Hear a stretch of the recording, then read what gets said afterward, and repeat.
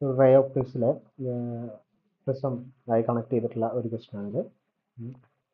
A right angle isosceles glass prism ABC is kept in contact with an equilateral triangular prism DBC as shown in figure. Both prisms are made up of same glass of refractive index 1.6.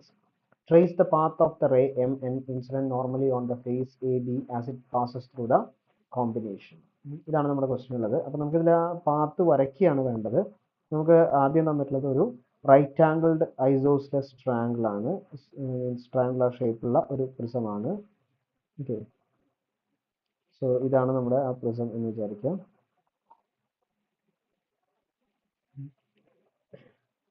Then ഇത് in contact നമുക്ക് വേറൊരു prism കൂടെ ഉണ്ട്. This is an equilateral triangular prism. വരച്ചതിൽ കുറച്ച് വളവുകളൊക്കെ ഉണ്ട്. Still നിന്ന് okay ശ്രദ്ധിക്കുക കേട്ടോ.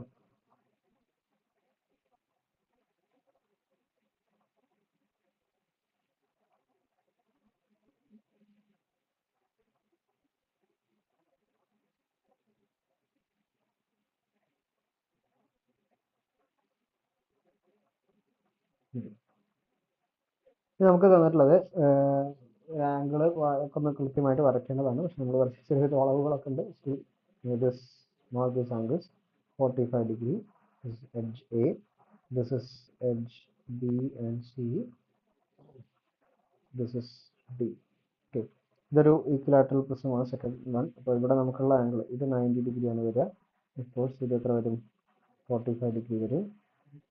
ഇത് 60 ഡിഗ്രി ആണ്. This is also 60 degree. This is 60 degree. ഇതാണ് നമുക്ക് വരുന്നതിൽ. ഞാൻ അവസാനത്തെ എഴുതിയ ആംഗിൾ നമുക്ക് ഒന്ന് മായ്ക്കുകയാണ്, കാരണം നമുക്കത് വരയ്ക്കാനുള്ളതാണ് ഇതിലൂടെ, അതുകൊണ്ടാണ് കേട്ടോ. ഇനി നോക്കാം. ഇതിൽ പറഞ്ഞിട്ടുള്ളത് MN എന്ന് പറയുന്ന incident ray. This is normally incident. Okay, ഇതിലേക്ക് നോർമൽ ആയിട്ടാണ് എന്ത് ചെയ്യുന്നത്? റേ ഒന്ന് ഇൻസിഡന്റ് ചെയ്യുന്നത്. നോർമലി ഇൻസിഡന്റ് ചെയ്യുന്ന റേ ഒരിക്കലും അവിടെ എന്ത് ചെയ്യില്ല? ബെൻഡ് ചെയ്യില്ല. Okay, so this is the incident ray. So ഇത് ബെൻഡ് ചെയ്യാതെ എന്ത് ചെയ്യും? അടുത്ത മീഡിയത്തിലേക്ക് എൻ്റർ ചെയ്ത് പോകും. ഓക്കെ, ഇവിടെയുള്ള ഈ രണ്ടാമത്തെ ഫേസിലുള്ള നോർമൽ ഇതാണ്. This is the normal at the second phase AC. അവിടെ ഉണ്ടാക്കുന്ന ആംഗിൾ ഓഫ്കോഴ്സ് ഈ ആംഗിൾ എത്ര വരിക? ഇത് 45 ആണെങ്കിൽ ഇത് എത്ര വരിക? 45 ഡിഗ്രി ആയിരിക്കും വരിക. ഓക്കെ, ഇനി ഗ്ലാസിന്റെ റിഫ്രാക്റ്റീവ് ഇൻഡെക്സ് നമുക്ക് തന്നിട്ടുള്ള 1.6 ആണ്. റിഫ്രാക്റ്റീവ് ഇൻഡെക്സ് 1.6 ആണെങ്കിൽ നമുക്ക് അതിന് എന്താണ് ക്രിട്ടിക്കൽ ആംഗിൾ ഒക്കെ കണ്ടെത്താം. സോ ഓഫ് കോഴ്സ് ഗ്ലാസിന്റെ ക്രിട്ടിക്കൽ ആംഗിൾ വരുന്നത് ലെസ് ദാൻ 45 ഡിഗ്രി ആണ്. സോ ഇവിടെ angle of incidence greater than critical angle ആണ് വരുന്നത്. Angle of incidence greater than critical angle ആണെങ്കിൽ വാട്ട് ഹാപ്പൻസ്? അവിടെ ടോട്ടൽ ഇന്റേണൽ റിഫ്ലക്ഷൻ നടക്കും.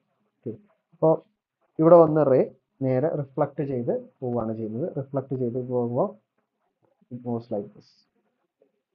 ഇങ്ങനെ വന്നിട്ട് ഇവിടെ വന്ന് ഇവിടെയും ബെൻഡ് ചെയ്യുന്നില്ല, കാരണം ഇതെന്താണ് 90 ഡിഗ്രിയിലാണ് ഒന്ന് ഇൻസിഡന്റ് ചെയ്യുന്നത്. So it will cross to the next medium without any bend. Okay, അങ്ങനെ ഇവിടെ വന്ന് ഇൻസിഡന്റ് ചെയ്യും. ഓക്കെ, ഇനി നമുക്ക് അറിയാം ഇവിടെ നമ്മൾ വീണ്ടും എന്ത് ചെയ്യുക? ഒരു ഈ ഫേസിനൊരു നോർമൽ വരയ്ക്കുക. ആ ഫേസിന്റെ നോർമൽ എങ്ങനെ വരും? This is the normal. അല്ല, ഈ ഫേസിന്റെ നോർമൽ ഇതാണ്. അപ്പോൾ നമുക്ക് നോക്കാം.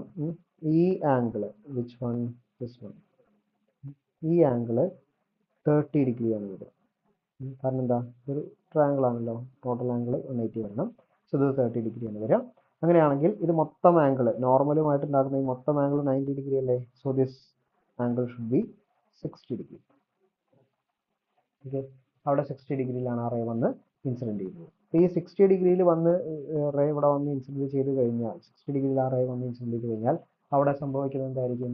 ടോട്ടൽ ഇന്റേണൽ റിഫ്ലക്ഷൻ തന്നെയാണ്. നമ്മൾ ഓൾറെഡി പറഞ്ഞു angle of incidence greater than critical angle ആണ്. സോ ടോട്ടൽ ഇന്റേണൽ റിഫ്ലക്ഷൻ നടക്കുന്നു. ടോട്ടൽ ഇന്റേണൽ റിഫ്ലക്ഷൻ നടക്കുന്ന സമയത്ത് എന്താണോ ആംഗിൾ ഓഫ് ഇൻസിഡൻസ് അതിനനുസരിച്ചായിരിക്കും എന്ത് ചെയ്യുക?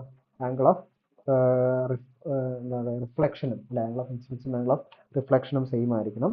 So this reflected ray will move like this.